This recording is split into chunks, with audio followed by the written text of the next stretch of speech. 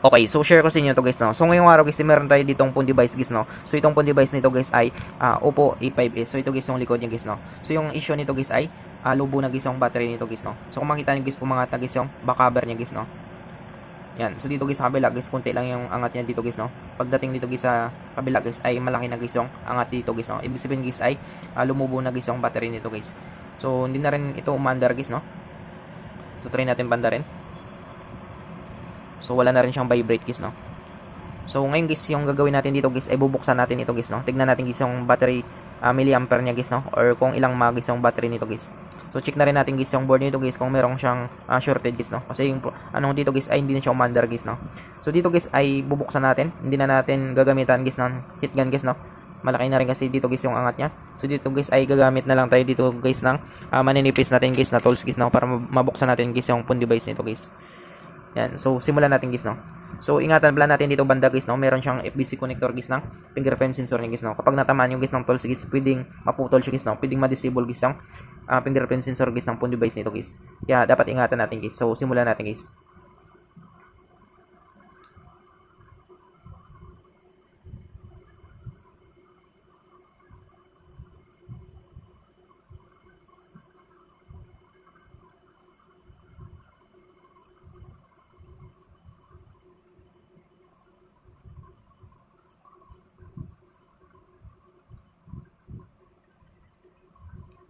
So, yun siya guys, no.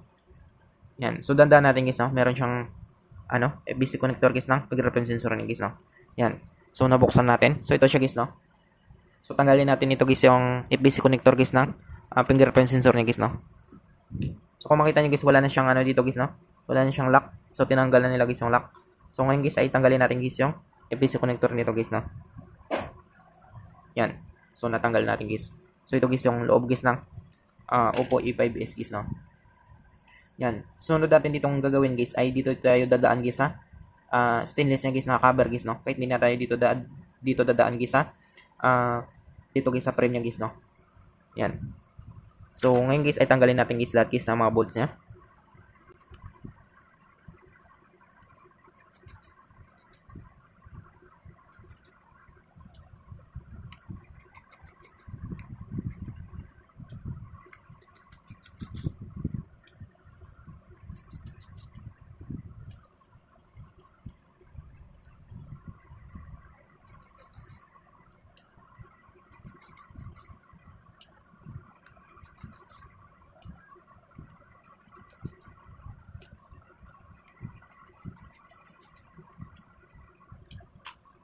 So yun siya guys, no. So natanggal natin guys lahat guys ng mga bolts niya guys, no. Tapos angatin lang natin guys yung stainless na ito.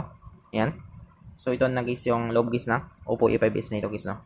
Sunod natin ditong gagawin guys ay tanggalin natin guys yung ito guys yung battery connector nito guys, no. So tignan muna natin guys. Yan. So kapag dito guys parang hindi siya halata guys na lumubo guys, no. Pero lumubo na talaga siya guys. Yan. So medyo malambot na guys yung battery na ito. So tanggalin natin guys yung FBC connector guys. So kapag mga ganitong guys, ibig sabihin guys ay sira na talaga yung battery nito guys, no. Wala na siyang karga guys. Yan. So ito guys yung battery niya guys, no. Battery connector niya guys. Tanggalin natin dito guys yung battery niya.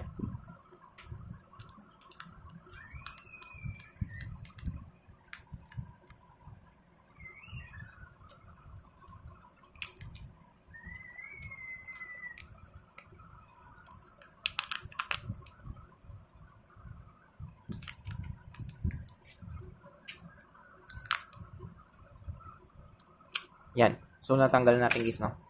Yan. So ito guys yung battery niya guys, no. So malambot na guys yung battery na ito. Yan. So malambot na siya. Yan. So kung mano mo siya guys, meron siyang konting lubo guys, no. Hindi lang siyang halata guys, no. Pero lumubo na siya konti guys. Yan. Tsaka malambot na siya guys. So pag mga ganitong battery guys ay na ito guys, na wala na siyang karga at sira na ito guys, no. So dito guys yung BMS nito guys, original pa ito guys, no. Pwede pa natin ito guys ma-convert guys sa ibang mga battery guys, no. Kung sakaling meron tayong Oppo device guys na SIM ng nito guys, no. SIM ng BMS nito or pareho sila mismo guys ng BMS nito guys, no, or yung battery management system na ito or yung board guys ng battery na ito guys, no. Yan. So ngayon guys itabi lang natin ito. So dito guys ay check natin dito guys, no. Gamit guys yung analog tester natin kung merong tama guys yung board nito. So dito guys, sa analog tester natin guys, gagamit tayo dito guys ng times 1, 150 mA with continuity. Yan. So test natin guys yung analog tester natin. So hanapin lang natin dito guys yung positive negative guys, no. Yan. So dito tayo guys ha. Positive sa positive, negative sa negative. Yan. So pumapalo siya.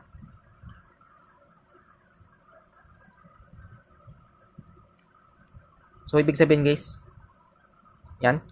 Ibig sabihin guys ay okay guys, no. So try natin pagbaliktad guys yung positive sa negative, negative sa positive. So dapat guys hindi siya papalo guys, no. Yan. So hindi siya pumapalo. Yan. So ibig sabihin guys, good guys yung board nito guys, no. Wala siyang shorted guys.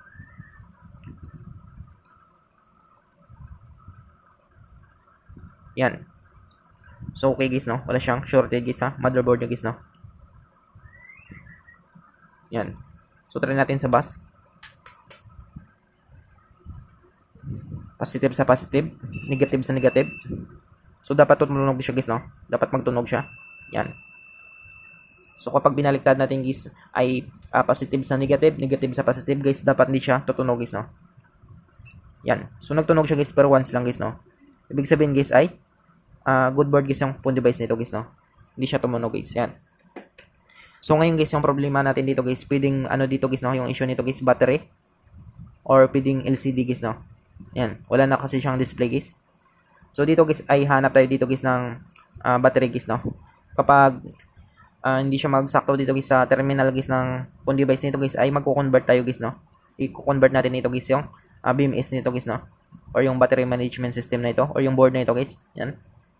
So check natin guys yung fuse nito. So parang nabuksan na. Yan. So na-jumper na ito guys, no. Yan. So okay naman guys yung pagka-jumper. So ito guys, mapakinabangan pa natin ito guys yung BMS na ito. Original pa kasi ito guys, no, galing sa stock niya guys. Yan. So tabi lang natin yan siya. Tapos hanap tayo dito guys ng ibang battery natin. So ito guys yung mga battery ko guys, no. Ito guys yung mga battery guys na galing sa mga unit guys, no.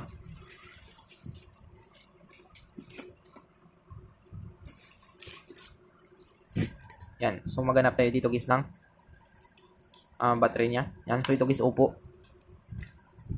So tabi natin yung ibang battery niya. So check natin dito guys yung mAh niya guys, no, or yung milliampere nito guys. Yan. So typical capacity 4230 milliampere. Ito naman guys ay 4230. So halos same lang sila guys, no. Same sila guys ng milliampere nito guys. Yan. Tsaka sukat na sukat sila guys, no. Yan. So ibig sabihin guys, pang Oppo A5 is rin ito guys. So try natin guys ilagay guys sa device na ito guys, no. Yan. So saktong-sakto siya guys, no. Yan. Sukat na sukat siya guys. Yan. So ito guys, wala talaga siyang lubo guys, no. Tsaka maganda pa ito guys yung battery na ito guys. Matigas pa. Yan. So try natin.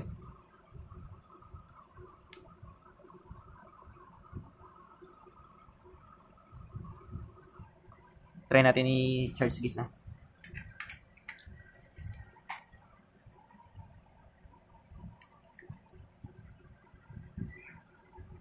Yan, so nag-vibrate siya guys. Yan, so meron siyang lumabas guys na logo guys. Ibig sabihin guys ay goods pa guys yung nito guys, no, LCD nito guys. Ibig sabihin guys yung tama nito guys yung battery lang guys, no. Na-check na rin natin guys kasi sa analog tester niya, good board pa naman guys, wala siyang shorted, walang tama guys yung motherboard nito guys, no. Yan. So try natin guys panda rin guys, no. Kapag magtuloy siya guys. Kapag hindi siya mamatay. Kapag mamatay ito guys, na pinandar natin guys, ibig sabihin guys merong tama guys yung battery niya guys, no, or yung BMS nito guys. Yan. So, antayin natin guys hanggang sa magbukas siya.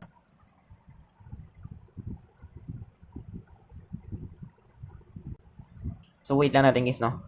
So, mga reason nito guys kung bakit lumulubo guys yung battery guys ng phone device natin guys. Minsan guys na overcharge siya guys, no. Minsan naman guys ay ginagamit guys yung phone device nyo guys habang naka-charge. So, sigurado talaga guys na lulubo guys yung battery nyo guys, no. Yan, so ito na siya guys. So nagtuloy siya, ibig sabihin guys walang tama guys yung battery nito or yung BMS nito. So try natin mag-call guys, no. Kapag nag-call tayo guys na mamatay ito guys, ibig sabihin guys merong tama din guys yung BMS niya or yung battery niya guys, no. So try natin mag-call. Dapat hindi siya mamatay guys, no. Kapag mamatay ito guys, merong tama pa rin guys yung battery nito guys, no. Yan. So, hindi siya namatay. Ibig sabihin, guys, ay okay, guys, yung BMS tsaka yung battery nito, guys, no? Yan.